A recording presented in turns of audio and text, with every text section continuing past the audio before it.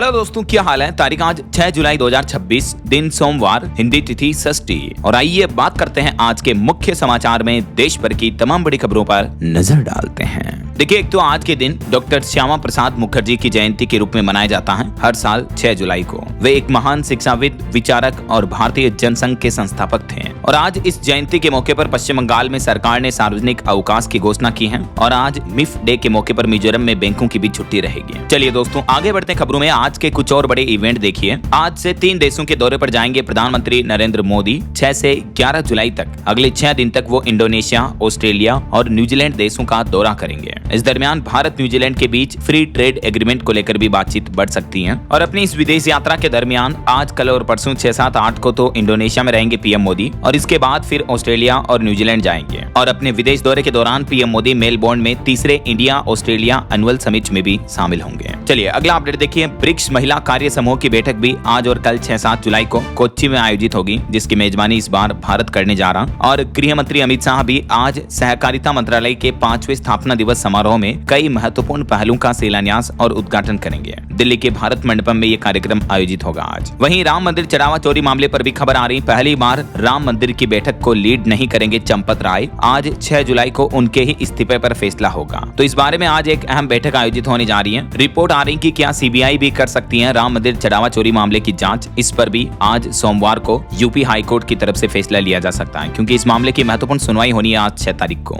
वहीं उत्तर प्रदेश के मुख्यमंत्री योगी आदित्यनाथ भी आज 6 जुलाई को प्रयागराज का दौरा करेंगे और यहाँ प्रेरणा पार्क का लोकार्पण करेंगे। इसके साथ ही कई विकास कार्यों की समीक्षा भी करेंगे। इस दौरान वे डॉक्टर श्यामा प्रसाद मुखर्जी, अटल बिहारी वाजपेयी और अशोक सिंघल की प्रतिमाओं का अनावरण भी करेंगे। वैसे गृह मंत्री अमित शाह भी आज 6 जुलाई को पश्चिम बंगाल के कोलकाता आएंगे और यहाँ श्यामा प्रसाद मुखर्जी की 125 फीट ऊंची प्रतिमा का शिलान्यास करेंगे इस जयंती के मौके पर। और खबर है आज 6 जुलाई से असम विधानसभा में भी गूंजेगी हिंदी भाषा की पहल। बजट सत्र के पहले दिन से आधिकारिक भाषा के रूप में हिंदी भाषा को मंजूरी मिल चुकी है असम में। तो ये मुख्यमंत्री की अध्यक्षता में आज बैठक भी होनी है इस मुद्दे पर। और यूपी की राज्यपाल आनंदीबेन भी आज 6 जुलाई को अलीगढ़ में आएंगी, यहाँ दीक्षांत समारोह में हिस्सा लेंगे। वहीं हरियाणा के ग्रुप डी कर्मचारियों के लिए बड़ी खबर है। कॉमन कैडर चुनने के लिए अब 6 जुलाई से आज से ऑनलाइन पोर्टल खुलने जा रहा। और बिहार में अपनी 11 सूत्री मांगों को लेकर कर्मचारी आज आंदोलन भी करेंगे। 6 जुलाई को प्रमंडलीय आयुक्त कार्यालय पर धरना देंगे। बिहार राज्य अराजपत्रित कर्मचारी महासंघ की बैठक में ये फैसला लिया गया है। और ठीक ऐसे ही बिहार में आज 6 जुलाई को ऑटो ई रिक्शा की हड़ताल भी देखने को मिलेगी किराया बढ़ाने की मांग को लेकर। बिहार के सीतामढ़ी समेत कई जिलों में ऑटो रिक्शा चालक संघ की तरफ से आज से ये हड़ताल की चेतावनी दी है। 5 रुपए से लेकर 10 रुपए तक किराया बढ़ाने की इनकी मांग है। और मौसम विभाग की भी चेतावनी दोस्तों, आज 6 जुलाई को अगले 15 घंटों के अंदर देश के 21 से भी ज्यादा राज्यों में भारी बारिश, आंधी तूफान की चेतावनी है। 60 किलोमीटर प्रति घंटा की रफ्तार से तेज हवाएं भी चलेगी। तो आगे मैं आपको बताऊंगा और भी मानसून के बीच मौसम विभाग का क्या लेटेस्ट अपडेट आ रहा, मौसम समाचार जानेंगे विस्तार से। ये तो आज के कुछ बड़े इवेंट रहे। और चलिए आगे बढ़ते हैं खबरों में। देखिए अगली खबर, भारतीय स्टेट बैंक एसबीआई ग्राहकों के लिए जरूरी अपडेट है। कल 7 जुलाई को कुछ समय के लिए बंद रहेगी एसबीआई की यूपीआई सेवाएं। जी हां, भारतीय स्टेट बैंक एसबीआई ने अपडेट जारी किया है कि 7 जुलाई को तकनीकी रखरखाव के कारण रात में 12:15 से 1 बजे तक स्टेट बैंक की यूपीआई सर्विस अस्थायी रूप से बंद रहेगी, यानी लगभग पौन घंटे आधी रात के टाइम आप यूपीआई का इस्तेमाल नहीं कर पाएंगे। हालांकि यूपीआई लाइट चलती रहेगी। ऐसा ये एसबीआई की तरफ से अपने ग्राहकों के लिए जरूरी सूचना जारी की गई है। और अगली बड़ी खबर देखिए दोस्तों, हॉर्मुज रूट अब फिर से शुरू हुआ तो सरकार ने एलएनजी सप्लाई पर लगे प्रतिबंध हटा दिए हैं। गैस पर लगे इमरजेंसी नियम भी सरकार ने हटा दिए हैं। और जो एलएनजी सप्लाई पर रोक लगाने का फैसला लागू किया था जब अमेरिका ईरान की जंग चल रही थी, तो इन सभी आदेश को वापस हटा दिया।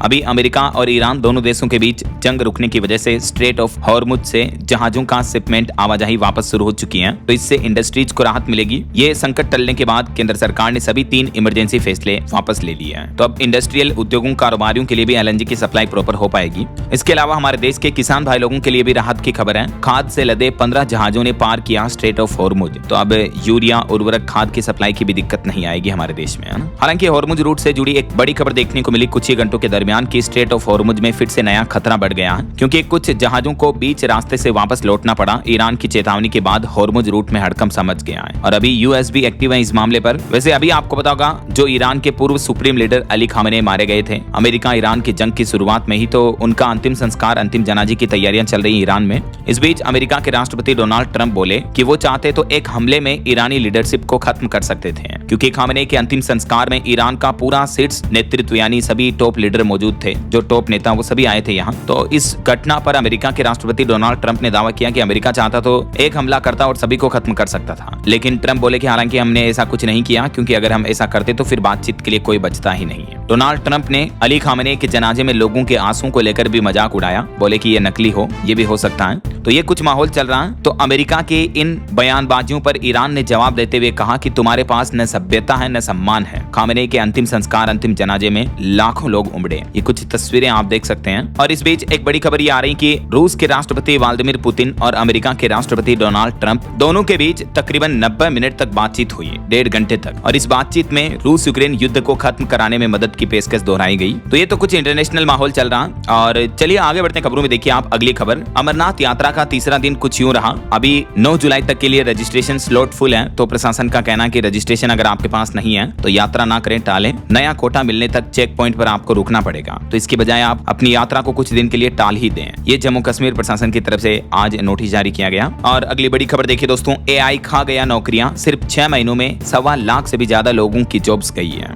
और छटनी के मामले में दुनिया में दूसरे नंबर पर रहा हमारा देश भारत। इस साल 2026-26 के पिछले 6 महीनों में यानी 1 जुलाई 2026 तक दुनिया भर में AI की वजह से नौकरी गंवाने वाले टेक कर्मचारियों का आंकड़ा 1,28,000 के भी पार पहुंच चुका है, यानी 1.25 लाख से भी ज्यादा। जबकि पिछले साल 2025 में कुल आंकड़ा 1.25 लाख IT प्रोफेशनल्स का था, मतलब इतने लोगों की छटनी हुई थी। और दोस्तों इसमें सबसे बड़ी चिंता की बात यह है कि सबसे ज्यादा नौकरी जाने वाले देशों में भारत देश दूसरे नंबर पर है। Layoffs.fi की तरफ से ये ताजा आंकड़े जारी किए गए। और IT सेक्टर के कर्मचारियों की नौकरियां सबसे ज्यादा जा रही हैं, क्योंकि AI टूल्स की वजह से आजकल आपको पता होगा कोडिंग डेवलपिंग वगैरह का काम कितना आसान हो गया है। चलिए अगली खबर देखिए, इंस्टाग्राम विवाद पर मेटा कंपनी ने अब सफाई देते हुए कहा कि हम अब जीरो टॉलरेंस नीति अपना रहे हैं। AI के जरिए CSM वाले कंटेंट को हटाया जा रहा है। हाल ही में आपको पता होगा इंस्टाग्राम मेटा पर बच्चों के यौन शोषण से जुड़े एड्स चलने के विवाद पर भारत सरकार ने मेटा कंपनी को नोटिस दिया था। तो कंपनी का कहना है कि अब AI सिस्टम के जरिए इस तरह के कंटेंट को हटाया जा रहा है ऐसा। और इंडिया UK FTA पर खबर आ रही कि भारत और ब्रिटेन दोनों देशों के बीच फ्री ट्रेड एग्रीमेंट से जुड़े नियम जारी हो चुके हैं। इसी महीने 15 जुलाई से दोनों देशों के बीच ये व्यापार समझौता लागू हो जाएगा। और इन नए नियमों के तहत एक मुख्य प्रस्ताव तो ये रखा गया है कि कोई भी उत्पाद भारत या UK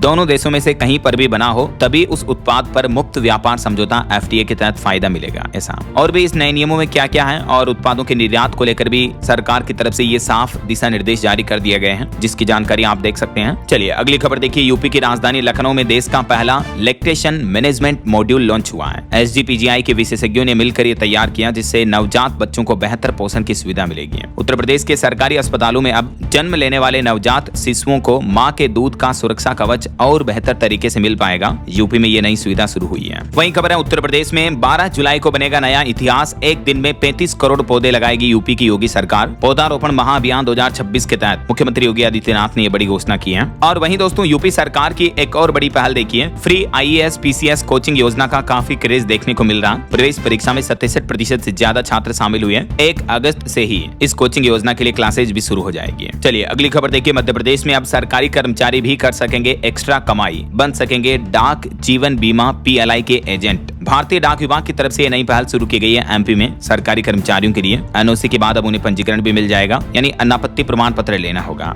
तो अतिरिक्त आय के साथ जन सेवा का अवसर भी मिलेगा मध्य प्रदेश में गवर्नमेंट एम्प्लॉइज को। इस योजना से जुड़ने के लिए यहाँ आप संपर्क कर सकते हैं। और किसानों को लेकर सरकार ने एक बार फिर से क्लेरिफिकेशन जारी करते हुए कहा कि यूरिया और DAP खाद वगैरह की किसानों को कोई कमी नहीं होगी इस साल। उर्वरक सप्लाई पर सरकार ने बड़ा अपडेट दिया, कहा कि जहाज सुरक्षित तरीके से पहुंच रहे हैं हॉर्मुज रूट से। अभी जल्दी 5 और जहाज पहुंचेंगे तो यूरिया वगैरह खाद की सप्लाई में कोई दिक्कत नहीं आएगी ऐसा। चलिए खबर है व्हाट्सएप यूजर नेम विवाद पर जवाब देने की समय सीमा को 9 जुलाई तक के लिए बढ़ा दिया है सरकार ने, ये कहते हुए कि इससे ऑनलाइन फ्रॉड और डिजिटल अरेस्ट के मामले बढ़ सकते हैं। तो अब मेटा के पास 9 तारीख तक का टाइम है। कंपनी को सरकार को अपना जवाब सौंपना होगा कि आखिर व्हाट्सएप जो ये यूजर नेम फीचर लेकर आ रहा है इसमें सुरक्षा का ध्यान कैसे रखा जाएगा ऐसा। और वहीं खबर है ग्लोबल इंडेक्स 2026 में भारतीय पासपोर्ट की रैंकिंग में बड़ी गिरावट देखने को मिली। टॉप 100 से भी बाहर हुआ इंडियन पासपोर्ट। US को भी नहीं मिली सीट्स 10 में जगह, यानी यानी टॉप 10 में यूएस का पासपोर्ट भी नहीं है। अभी दुनिया के 10 सबसे ताकतवर पासपोर्ट की लिस्ट में पहले नंबर पर स्वीडन है, दूसरा Switzerland, Finland, Germany, Denmark, Netherlands और 10वें नंबर पर सिंगापुर है। अमेरिका भी टॉप 10 में नहीं है, देखिए आप। जबकि हमारे देश भारत के पासपोर्ट रैंकिंग की बात करें तो 2026 में भारत की पासपोर्ट रैंकिंग फिसलकर 125वें स्थान पर आ गई है, जबकि 2021-22-23 में 127वें स्थान पर 24वें स्थान पर थी। चलिए, पीएफ खाता वालों के लिए बड़ा अपडेट आ रहा, 4000 रुपए तक बढ़ेगी टेक होम सैलरी, लेकिन रिटायरमेंट पर भी 80 लाख रुपए तक का नुकसान उठाना पड़ेगा। दरअसल ईपीएफओ की तरफ से जो हाल ही में नए नियम जारी किए गए, ईपीएफ योगदान का मूल सिद्धांत वैसे अभी भी 12% ही है, लेकिन असली पेच उस वेतन आधार का है जिस पर यह 12% लागू होगा। तो बात कुछ यूं कि पहले इसमें जो नियम था वो क्या है देख सकते हैं आप, और अभी जो मौजूदा समय में नया नियम लागू हुआ उसमें 12% का योगदान अनिवार्य रूप से लागू रहेगा। ऐसा तो इसका मतलब ये हुआ कि अगर आप वर्तमान में अपनी पूरी बेसिक सैलरी पर अपना पीएफ कटवा रहे हैं तो आप और आपकी कंपनी आपसी सहमति से इसे घटाकर केवल 1800 रुपए हर महीने तक भी ला सकते हैं, लेकिन इससे आपका रिटायरमेंट पर मिलने वाला फंड छोटा हो जाएगा। कैसे इन हैंड सैलरी आपकी बढ़ जाएगी। बाकी पीएफ से जुड़े इन नियमों के बारे में विस्तृत जानकारी हाल ही में मैंने आपको डीएलएस न्यूज चैनल पर बताई थी, तो इस बारे में ज्यादा डिटेल्स अगर आप देखना चाहते हो तो चैनल पर जाकर वीडियोस देख लीजिएगा, ठीक है ना। बाकी कुछ डिटेल्स आप देख सकते हैं यहीं पर। चलिए अगली खबर देखिए, झारखंड सरकार का प्लान है, दिल्ली में झारखंड के मुख्यमंत्री हेमंत सोरेन पेश करेंगे एआई रोड मैप। नई औद्योगिक नीतियों की ड्राफ्ट भी जारी किए हैं। झारखंड सरकार ने ड्राफ्ट एआई पॉलिसी 2026 और स्टेट एआई मिशन का फ्रेमवर्क बनाया है, जिसको वो दिल्ली में साझा करेंगे। यानी भविष्य में झारखंड में आईटी कंपनियों की काफी डिमांड देखने को मिलेगी। मुख्यमंत्री हेमंत सोरेन दिल्ली में अपना पूरा डिजिटल प्लान पेश करेंगे, जिससे हजारों नई नौकरियां मिलने की भी उम्मीद है। 8 और 9 जुलाई को ये नई दिल्ली में आयोजित राष्ट्रीय स्टेक होल्डर्स बैठक में झारखंड का डिजिटल रोड मैप पेश करेंगे। ऐसा चलिए खबर है, गगनयान मिशन के तहत भारतीय अंतरिक्ष एजेंसी इसरो ने सोलर रॉकेट मोटर का पहला सफल परीक्षण किया है, जो कि भारत के अंतरिक्ष के क्षेत्र में एक बड़ी उपलब्धि है। वहीं खबर है, केंद्रीय खेल मंत्री डॉक्टर मनसुख मांडविया ने श्री सत्य साई के 100 साल पूरे होने के मौके पर fit India Sunday zone cycle के 80वें संस्करण की अगुवाई की है। 9000 से भी ज्यादा लोगों ने इसमें हिस्सा लिया। और भारत के लिए एक और बड़े गर्व की बात देखिए, यूएनसी टेड के 9वें सत्र का अध्यक्ष भारत बना। यह सत्र संयुक्त राष्ट्र व्यापार और विकास द्वारा आयोजित किया जा रहा है, जिसमें दुनिया के कई देशों के अध्यक्ष के रूप में भारत अपनी मेजबानी निभाएगा। स्विट्जरलैंड के जेनेवा में यह आयोजित होने जा रहा, और वहीं 50,000 पूर्व सैनिकों को भी प्रशिक्षित करेगा बायोगैस एसोसिएशन। इसकी तरफ से भी ये नई पहल की जा रही है। चलिए अगला अपडेट देखिए, चाय बागान श्रमिकों के लिए पश्चिम बंगाल सरकार ने 313 करोड़ रुपए की योजना को मंजूरी दे दी है। बंगाल के मुख्यमंत्री शुभेंदु अधिकारी की तरफ से खुद ये ऐलान किया गया है। प्रधानमंत्री चाय श्रमिक प्रोत्साहन योजना PMCSBY को मंजूरी दी गई है बंगाल सरकार की तरफ से। इस योजना के तहत शिक्षा, स्वास्थ्य, आधुनिक रेस्टिंग सेट्स पर भारी भरकम रकम खर्च की जाएगी। ऐसा किस क्षेत्र को कितना फंड मिलेगा इस योजना से जुड़ा डिटेल्स आप देख सकते हैं। अच्छा, इसके अलावा पश्चिम बंगाल सरकार ने एक नया नियम ये भी लागू कर दिया है कि 2 से ज्यादा शादी की अगर किसी ने और बच्चों को अगर वैक्सीन नहीं लगवाई तो ऐसे लोगों को सरकारी योजनाओं का लाभ नहीं मिलेगा। जी हाँ, पश्चिम बंगाल के मुख्यमंत्री शुभेंदु अधिकारी ने कहा कि राज्य सरकार की कल्याणकारी योजनाओं का लाभ अब केवल पात्र और जरूरतमंद लोगों को ही दिया जाएगा। जो लोग नीतियों का पालन नहीं करते हैं उन्हें किसी भी सरकारी सुविधाओं का लाभ नहीं मिलेगा। अन्नपूर्णा योजना के लिए टीकाकरण और स्कूल का ब्यौरा अब अनिवार्य होगा। इसी महीने जुलाई से ही यह नई योजना को लेकर गाइडलाइंस जारी कर दी है बंगाल सरकार ने। देख सकते हैं आप डिटेल्स। जो परिवार अपने बच्चों को सरकार द्वारा निर्धारित जरूरी टीके नहीं लगवाते हैं, टीकाकरण में हिस्सा नहीं लेते, तो ऐसे बच्चों के परिवारों को अब सरकारी योजनाओं का बेनिफिट नहीं दिया जाएगा। ऐसा चलिए अगली खबर देखिए, राम मंदिर चंदा चोरी विवाद मामले पर खबर आ रही है। VHP यानी विश्व हिंदू परिषद ने अब बड़ा एक्शन लिया। नेताओं के आरोपों की जांच की मांग से सियासी हलचल भी बढ़ने लगी है। VHP के अध्यक्ष ने अयोध्या पुलिस को पत्र लिख करके ये कार्रवाई की मांग की है। वैसे अभी राम मंदिर चढ़ावा चोरी मामले में आरोपियों से जेल में भी 5 घंटे तक पूछताछ के करीब, और SIT की जांच भी लगातार चल रही है। अयोध्या चढ़ावा घोटाले की जांच अब और तेज की गई। 8 आरोपियों में कुछ तो शिक्षक हैं, कुछ कार मैकेनिक और पूर्व बैंक के कर्मचारी भी इस घोटाले में शामिल पाए गए हैं। अभी तक की जांच रिपोर्ट में खुलासा सामने आ रहा है। इस मामले को लेकर राम मंदिर कोषाध्यक्ष गोविंद देवगिरी का बयान सामने आया कि इस चोरी से मैं आहत, दुखी और लज्जित हूँ। चलिए अगली खबर देखिए, ITR income tax return filing को लेकर खबर आ रही है कि अब लोन और वसीयत में मिले पैसे की भी आपको ITR में जानकारी देनी होगी। हालांकि इसका टैक्स पर कोई असर नहीं पड़ेगा, लेकिन फिर भी एक नया कॉलम इनकम टैक्स डिपार्टमेंट ने अपने पोर्टल पर जोड़ दिया है, जिसमें आपको अब ये ब्यौरा भी भरना होगा। असेसमेंट ईयर 2026-27 से ही ITR फाइलिंग शुरू हो चुकी है, और इस बार पोर्टल पर क्या क्या बदलाव किए गए हैं डिटेल्स आप देख सकते हैं। नए कॉलम में आपको ये सब कुछ डिटेल फीड करनी होगी। ऐसा बहरहाल अभी तो कुछ और महत्वपूर्ण और काम की खबरें देखेंगे दोस्तों, लेकिन फिलहाल वक्त हो चला है आज के ताजा मौसम समाचार जानने का। और हाँ, एक छोटी सी रिक्वेस्ट आपसे ये है कि अगर आप DLS न्यूज चैनल से अभी तक भी जुड़े नहीं हो तो जुड़ जाइए, चैनल को सब्सक्राइब करके बेल आइकन जरूर दबा देना, और इस वीडियो पर एक लाइक और शेयर भी कर देना, ताकि आपको रोजाना की ताजा खबरें, महत्वपूर्ण मुख्य समाचार, काम के न्यूज अपडेट सबसे पहले आपके मोबाइल पर मिलते रहेंगे। ओके, और चलिए बिना टाइम वेस्ट किए सीधा आगे बढ़ते हैं मौसम अपडेट में। तो देखिए दोस्तों, देश के कई राज्यों में मानसून का कहर देखने को मिल रहा है। भारी बारिश की वजह से बाढ़ जैसे हालात चल रहे हैं। देखिए महाराष्ट्र में भी वाटरफॉल में फंसे 100 टूरिस्ट, रस्सी के सहारे इनका रेस्क्यू किया गया। वसई में 20 कारें डूब गई। बिहार की कोसी नदी में समाये 6 घर भी। हालात काफी गंभीर चल रहे हैं। कई जगहों पर देख सकते हैं, गुजरात वगैरह में सड़कों पर इतना पानी भर गया कि लोग बाग नाव में बैठकर सुरक्षित जगहों पर जाते दिख रहे हैं। और ये छत्तीसगढ़ की तस्वीरें देखिए, घरों में भी पानी घुस गया। दिल्ली, मध्य प्रदेश, उत्तर प्रदेश समेत कई राज्यों में मौसम की स्थितियां काफी गंभीर देखने को मिल रही हैं अभी। और मुंबई में तो इतनी भारी बारिश हो रही है कि मौसम विभाग के रेड अलर्ट के चलते मुंबई से सटे पालघर जिले में आज सभी स्कूलों को बंद रखने का आदेश जारी किया प्रशासन ने। कुछ अलग अलग राज्यों की मौसमी स्थितियां देखिए दोस्तों। बिहार की बात करें तो राजधानी पटना समेत 9 जिलों में बारिश का कहर देखने को मिल रहा है। कोसी में तो 6 घर भी समा गए। बेगूसराय समेत 4 जिलों में बादल छाए। आज भी बिहार के 18 जिलों में बारिश की चेतावनी है। ये मानचित्र में आप देख सकते हैं, जिन जिन जिलों में ब्लू जोन एरिया आपको दिख रहा है, वहां बारिश का हाई अलर्ट है। वैसे आने वाले 10 जुलाई तक बिहार के इन जिलों में बारिश की संभावना बनी रहेगी आगे भी। अच्छा, आप देखिए राजस्थान में भी उदयपुर, कोटा समेत 8 जिलों में भयानक बारिश देखने को मिल रही है। चित्तौड़गढ़, सीकर में तो सड़कें भी मानो दरिया बन गई, इतनी तेज बारिश हो रही है। वैसे इस साल मानसून मीटर की अगर बात करें तो राजस्थान में अल नीनो का कहर कम दिख रहा है। 7% ही कम बारिश देखने को मिली अभी तक तो। और आज 6 जुलाई को भी सिर्फ जैसलमेर को छोड़कर पूरे राजस्थान में बारिश का येलो और ऑरेंज अलर्ट जारी कर रखा मौसम विभाग ने। और कल 7 और परसों 8 जुलाई को भी पूरे राजस्थान के सभी जिलों में बारिश की चेतावनी है। अच्छा, आप देखिए मध्य प्रदेश में भी दोस्तों, सिंगरौली में आंधी से एक जगह दीवार गिरी, एक बच्ची की मौत हो गई। पांडुर्णा में बिजली गिरने से एक महिला की जान चली गई। एमपी की राजधानी भोपाल समेत 7 जिलों में पानी गिरा। मध्य प्रदेश में भी आज 6 जुलाई को पूरे एमपी के सभी जिलों में बारिश की चेतावनी है। और यही बारिश का सिलसिला एमपी में भी 7 जुलाई 8 तारीख तक भी जारी रहेगा। और छत्तीसगढ़ में तो देखिए मौसम की यह दर्दनाक घटना, गड्ढे में पानी भरा बारिश का, जिसमें डूबने से बच्चों की मौत हो गई। बाढ़ में फंसे श्रद्धालुओं को भी निकाला गया। रायपुर के भी कई इलाकों में जलभराव देखने को मिल रहा है। ये देख सकते हैं आप, श्रद्धालुओं को रस्सी के सहारे रेस्क्यू किया गया और कई जगहों पर घरों में पानी घुस गया। वहीं पंजाब, चंडीगढ़ में भी मानसून फिर से एक्टिव हुआ।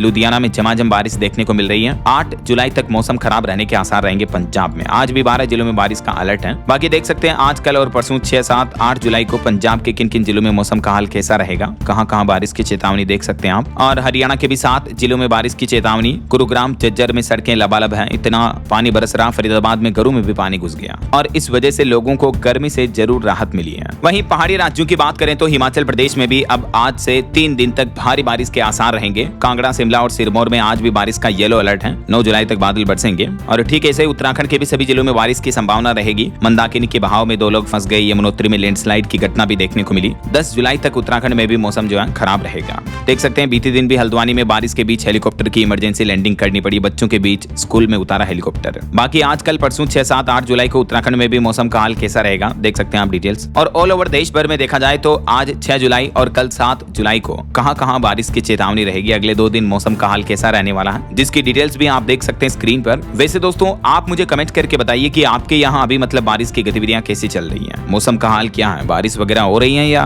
गर्मी का माहौल चल रहा है। कमेंट करके बताना जरूर। आपके राज्य और जिले का नाम कमेंट में लिखिए। ओके, और चलिए मौसम अपडेट के बाद आगे बढ़ते हैं खबरों में। कुछ मार्केट अपडेट्स पर नजर डाल लेते हैं। तो देखिए, बीते सप्ताह भारतीय शेयर बाजार में जो थोड़ी तेजी देखने को मिली, इस वजह से भारत की टॉप 10 कंपनियों में से 6 की वैल्यू 1 लाख करोड़ रुपए तक बढ़ी है। एयरटेल कंपनी टॉप गेनर रही। और वहीं खबर है, सोलर एनर्जी में भारत का बड़ा दांव, इस राज्य में लगेगी 10 गीगावाट की नई फैक्ट्री। प्रीमियर एनर्जीज अगले 3 साल में भारत में सोलर मैन्युफैक्चरिंग सेक्टर में ये 6000 करोड़ का निवेश करने का ऐलान किया है। आंध्र प्रदेश के नायडूपेट्टा में ये इन्वेस्टमेंट किया जाएगा। वहीं ऊर्जा आत्मनिर्भरता की ओर भी भारत की बड़ी छलांग देखिए। 95,000 करोड़ का निवेश। अंडमान के गहरे समुद्र में शुरू होगी ड्रिलिंग। समुद्र में तेल ड्रिलिंग प्लेटफॉर्म, जहां भारत अपना अन्वेषण कार्य बढ़ाने जा रहा है। ऊर्जा आत्मनिर्भरता के लिए सरकार समुद्र मंथन मिशन के तहत ये नई प्लानिंग की है। और E20 पेट्रोल पर महिंद्रा कंपनी ने अपने ग्राहकों को भरोसा दिलाते हुए कहा कि सभी कंप्लायंट गाड़ियां नए फ्यूल के लिए पूरी तरह से तैयार हैं। वहीं निवेशकों के लिए खबर है, हाईवे कारोबार से कमाई करने का मौका। 5000 करोड़ रुपए का जल्दी आईपीओ ला सकती है क्यूब हाईवेज ट्रस्ट कंपनी।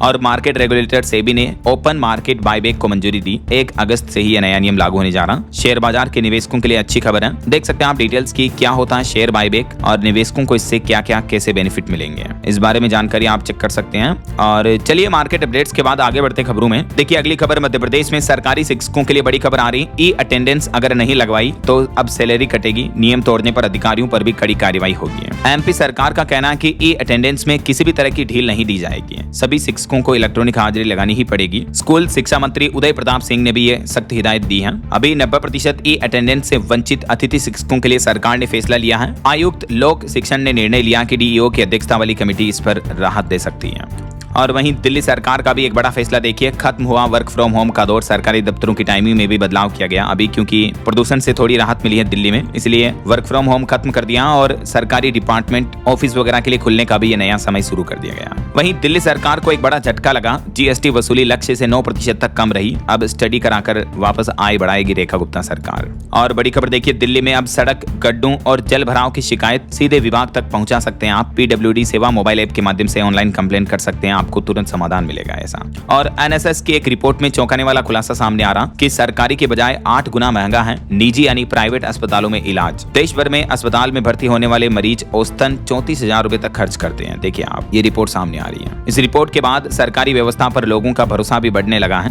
क्योंकि गवर्नमेंट हॉस्पिटल में लोगों का इलाज में पैसा कम खर्च होता है ऐसा। चलिए अगली खबर देखिए, बिहार में अब स्टेट हाईवे पर भी लगेगा टोल टैक्स। सालाना पास के लिए इतने पैसे देने होंगे। बिहार में अब राज्य राजमार्गों पर सफर करना महंगा पड़ेगा, क्योंकि बिहार की सम्राट चौधरी सरकार की तरफ से स्टेट हाईवे की बेहतर देखरेख और रखरखाव के लिए टोल टैक्स वसूलने के नियमों को मंजूरी दे दी है। ऐसे में बिहार के स्टेट हाईवे पर टोल टैक्स की दरें क्या होगी, कितने रुपए प्रति किलोमीटर तक चार्ज लिया जाएगा, इस बारे में डिटेल्स भी आप चेक कर सकते हैं। चलिए अगली खबर देखिए, मध्य प्रदेश में बदल गई डीआरपी नीति। अब भोपाल से नहीं बल्कि मेडिकल कॉलेज के डीन तय करेंगे डॉक्टरों की पोस्टिंग। एमपी सरकार की तरफ से ये डॉक्टरों की पोस्टिंग को लेकर नीति में बदलाव किया गया। वहीं हरियाणा सरकार ने ओलंपिक खिलाड़ियों को बड़ा तोहफा दिया। अब प्रशिक्षण सेंटर का निर्माण कार्य जल्दी शुरू होगा, जहां खिलाड़ियों को कई तरह की आधुनिक खास सुविधाएं भी मिलेगी। और पंजाब में देखिए, अब घर बैठे आप दूध की मिलावट की जांच कर पाएंगे। पंजाब सरकार ने बड़ा एक्शन प्लान बनाया, टोल फ्री हेल्पलाइन नंबर भी शुरू किया है, 1800-180-2202। इस नंबर पर कॉल करके आप शिकायत दर्ज करा सकते हैं पंजाब में दूध में मिलावट रोकने के लिए। इसके अलावा पंजाब में मोबाइल लैब, मुफ्त जांच सुविधा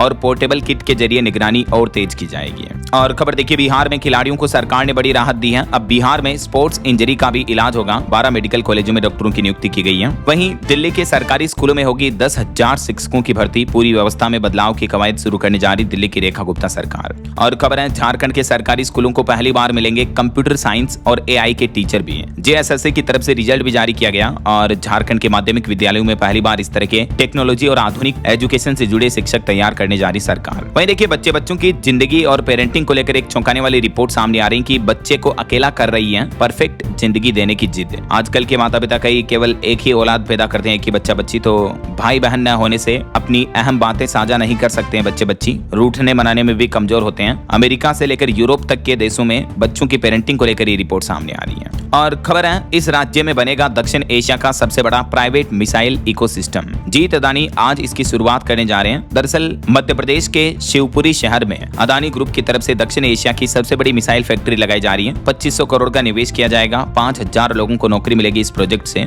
अदानी ग्रुप की तरफ से जो ये प्रोजेक्ट शुरू किया जा रहा, इसके जरिए शिवपुरी बनेगा भारत का नया डिफेंस हब। 2500 करोड़ की फैक्ट्री में मिसाइल, हथियार और गोला बारूद बनाए जाएंगे। आधुनिक डिफेंस के इक्विपमेंट बनेंगे, जिससे भारतीय सेना भी ज्यादा ताकतवर होगी और डिफेंस सेक्टर में आत्मनिर्भर भारत को भी बढ़ावा मिलेगा ना। यहाँ अडानी डिफेंस की तरफ से लॉन्ग रेंज की मिसाइलें भी बनाई जाएगी। और खबर है, हरियाणा का अपना आपदा बल शुरू होने जा रहा। अब हर बड़े हादसे से खुद निपटेगा प्रदेश। मुख्यमंत्री नायब सिंह सैनी बोले कि एनडीआरएफ पर निर्भरता कम होगी और हरियाणा सरकार अपना खुद का आपदा बल बनाने जा रही है, जैसे एनडीआरएफ के जवान होते हैं ना, वैसे ही। और हरियाणा में ग्रामीण सफाई कर्मचारियों के लिए भी अच्छी खबर है। वेतन में 2100 रुपए तक की बढ़ोतरी की गई। अब उनकी सैलरी 16,000 से बढ़कर 18,100 रुपए कर दी गई है। प्रदेश के ग्रामीण सफाई कर्मचारियों के हित में यह सराहनीय पहल है हरियाणा सरकार की। और हरियाणा सरकार ने नया स्किल मॉडल भी लागू किया, जिसके तहत उद्योग तय करेंगे युवाओं का भविष्य। नायब सिंह सैनी सरकार देगी नौकरी पर 1 लाख रुपए तक का प्रोत्साहन भी। हरियाणा सरकार ने रोजगार, कौशल विकास और औद्योगिक निवेश को जोड़ते हुए यह नया स्किल मॉडल पेश किया है, जिसके तहत अब उद्योग तकनीकी संस्थानों के पाठ्यक्रम तय करेंगे। तो इससे राज्य में नए रोजगार के अवसर पैदा होंगे और स्किल बेस्ड एजुकेशन को बढ़ावा मिलेगा। रियल प्रैक्टिकल एजुकेशन डायरेक्टली उद्योगों के जरिए सीखेंगे बच्चे ऐसा। हरियाणा में अभी तक 1 लाख से भी ज्यादा युवाओं ने स्टार्टअप के लिए पंजीकरण करवाया है। ये सरकार की तरफ से आंकड़े जारी किए गए, देख सकते हैं आप। और अगली खबर देखिए, अगस्त में मध्य प्रदेश सरकार के बेड़े में शामिल होगा 235 करोड़ का बॉम्बार्डियर चैलेंजर 3500 विमान। इसे चलाने के लिए अमेरिका में पायलट तैयार होंगे। अपने राजकीय विमानन बेड़े में मध्य प्रदेश सरकार ये विस्तार करने जा रही है।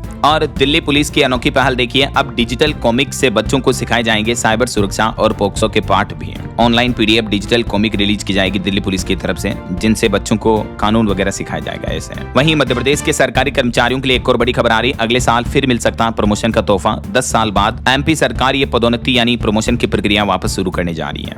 और खबर है, ईवी क्रांति में उत्तर प्रदेश राज्य अव्वल रहा। योगी सरकार ने बांटी 210 करोड़ से ज्यादा की सब्सिडी, 43,000 से ज्यादा उपभोक्ताओं को लाभ मिला। इलेक्ट्रिक एक वाहन क्रय सब्सिडी योजना को लेकर यूपी में ये रिपोर्ट सामने आ रही है। और छत्तीसगढ़ के किसानों को सरकार ने बड़ी राहत दी है। खरीफ सीजन में नहीं होगी खाद की किल्लत। केंद्र सरकार ने 46,500 टन अतिरिक्त डीएपी भी आवंटित किया, जिसके तहत राज्य में किसानों को खाद वगैरह की कमी नहीं आएगी। और छत्तीसगढ़ में मुख्यमंत्री विष्णुदेव साय ने एक पेड़ मां के नाम अभियान के तहत पौधारोपण भी किया और इस अभियान के तीसरे चरण की शुरुआत भी की है। वहीं आधार आईडी पर रिपोर्ट आ रही कि one nation one student ID mission की बड़ी उपलब्धि। देश भर में 26 करोड़ 35 लाख वेरीफाइड अपार आईडी बन चुकी है अभी तक हमारे देश में स्टूडेंट की ऐसा।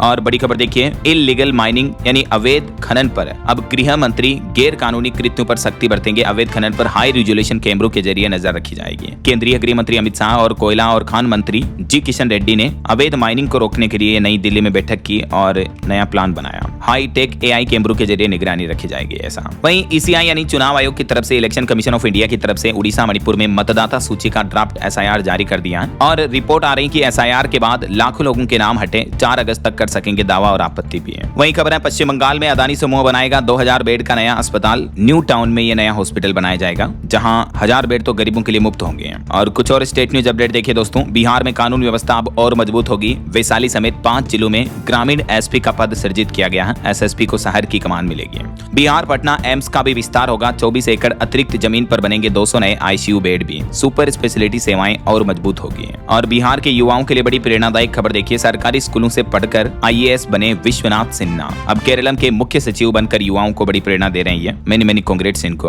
और खबर है, बिहार में नवादा पावापुरी रेल लाइन की निर्माण प्रक्रिया तेज हुई। 14 गाँव की 151 एकड़ जमीन का जल्द ही अधिग्रहण किया जाएगा। वहीं झारखंड में भाजपा अपनी कार्य समिति में 33% महिलाओं को स्थान देगी। आरक्षण के तौर पर कल्पना सोरेन के बढ़ते प्रभाव का असर दिख रहा है। वहीं खबर है, कचरा मुक्त होगा हरियाणा राज्य। 60 डंप साइट का काम पूरा हो चुका है। 2027 तक प्रदेश को साफ करने का टारगेट भी रखा है हरियाणा की नायब सिंह सैनी सरकार की तरफ से।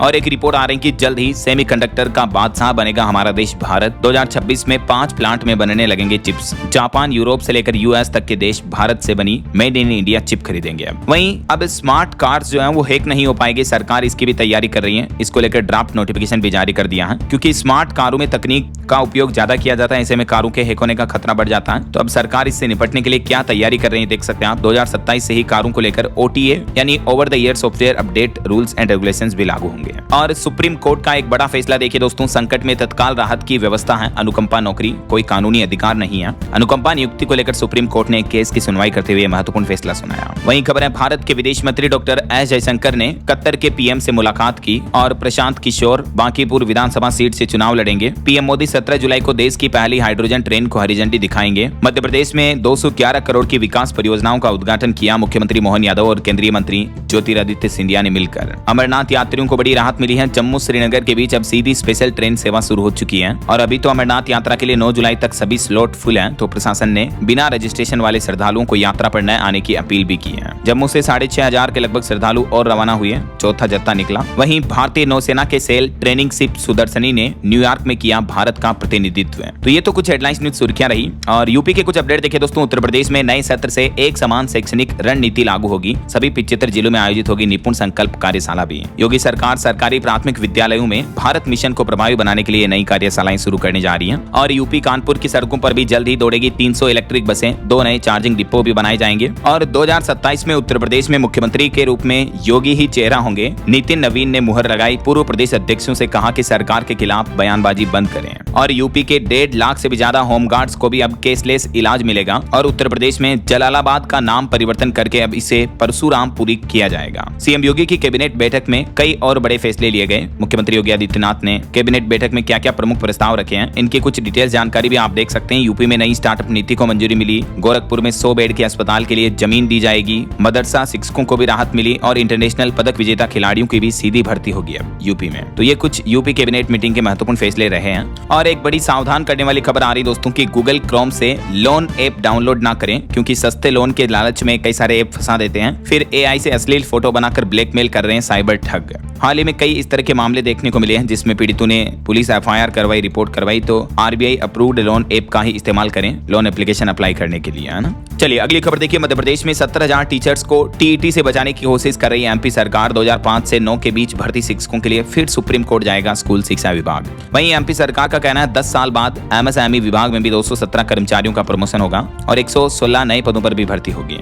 और मध्य प्रदेश के 24 जिलों पर सूखे का खतरा भी मंडराया गया। तो मुख्यमंत्री मुख्यमंत्री के गृह संभाग उज्जैन में सबसे ज्यादा संकट छाया हुआ है। वहीं खबर है बिहार में 15 जुलाई को विधानसभा का घेराव होगा और झारखंड की राजधानी रांची समेत 4 डिवीजनों में मजबूत होगी सिग्नलिंग। 200 करोड़ से बिछेगा 1700 किलोमीटर का नया फाइबर नेटवर्क भी है। कुछ एजुकेशनल अपडेट्स देख लेते हैं फटाफट से, देखिए आप। यूपी होमगार्ड भर्ती फिजिकल टेस्ट की अब तैयारी करें, 13 जुलाई से शुरू होने जा रहा। शेड्यूल भी जारी हो चुका है इसका, ऑफिशियल पोर्टल पर अपडेट्स चेक कर लीजिएगा। और महाराष्ट्र में जो हाल ही में टेट एग्जाम पेपर लीक हुआ था, उस मामले में 3 और लोगों को गिरफ्तार किया गया है। वहीं इस सप्ताह की कुछ टॉप गवर्नमेंट जॉब्स देखिए। IBPS PO की 6715 भर्तियां निकली हैं। रेलवे में भी 6500 के लगभग वैकेंसी निकली हुई है। तो इस सप्ताह टोटल 17,000 से ज्यादा नौकरियां निकली हैं। मैं आपको डेली की डेली अपडेट्स बताता रहता हूं, जिन जिन भी जॉब्स में फॉर्म ओपनिंग्स है, तो है ना। वहीं खबर है रेलवे में कोटा से नौकरी के लिए अब लागू होगी एक समान व्यवस्था। देश भर में एकरूपता लागू की जाएगी। रेलवे में अनुकंपा, स्पोर्ट्स कोटा आदि के तहत नौकरियों के लिए रेलवे बोर्ड ने इस संबंध में सभी जोनल से सुझाव भी मांगे हैं। और खबर है उड़ीसा में SIR के बाद वोटर लिस्ट का ड्राफ्ट भी जारी हो चुका है। 20 लाख लोगों के नाम हटे। वहीं देखिए बड़ी खबर, देश में पहली बार वक्फ बोर्ड में 2 हिंदू सदस्य शामिल हुए हैं। मध्य प्रदेश सरकार ने मनोज मालपानी और अनिमेश भार्गव को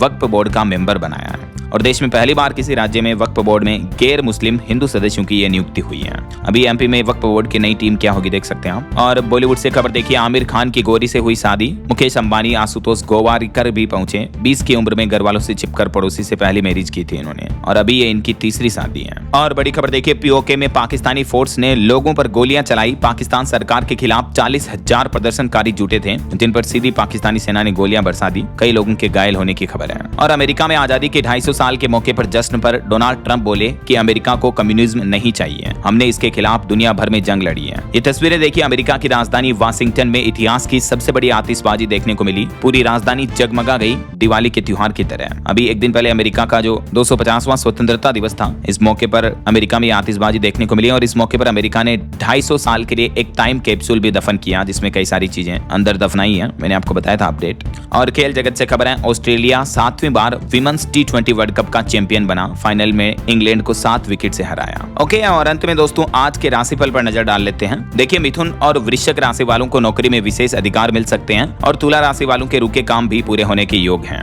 और भी कुछ अलग अलग राशियों का राशिफल आप देख सकते हैं स्क्रीन पर। और हाँ दोस्तों, आप मुझे कमेंट करके बताइए कि भारत में नीति आयोग के अध्यक्ष कौन होते हैं? प्रधानमंत्री, राष्ट्रपति या सुप्रीम कोर्ट के जज या कौन होते हैं? कमेंट करके बताइए। सही जवाब देने वाले लोगों को रैंडमली सेलेक्ट होने पर DLS न्यूज टीम की तरफ से शानदार सरप्राइज गिफ्ट जीतने का मौका मिलेगा। और इसी के साथ ही अगर आपको वीडियो अच्छा लगा तो इसे लाइक करना, शेयर भी करना। DLS न्यूज चैनल को सब्सक्राइब करके बेल आइकन जरूर दबा देना, रोजाना ऐसी इंफॉर्मेटिव जानकारियां, महत्वपूर्ण समाचार देखते रहने के लिए। ओके, ख्याल रखिएगा अपने आप का, अपने परिवार का। मिलेंगे अगले नेक्स्ट अपडेट में, तब तक के लिए जय हिंद, जय भारत, वंदे मातरम।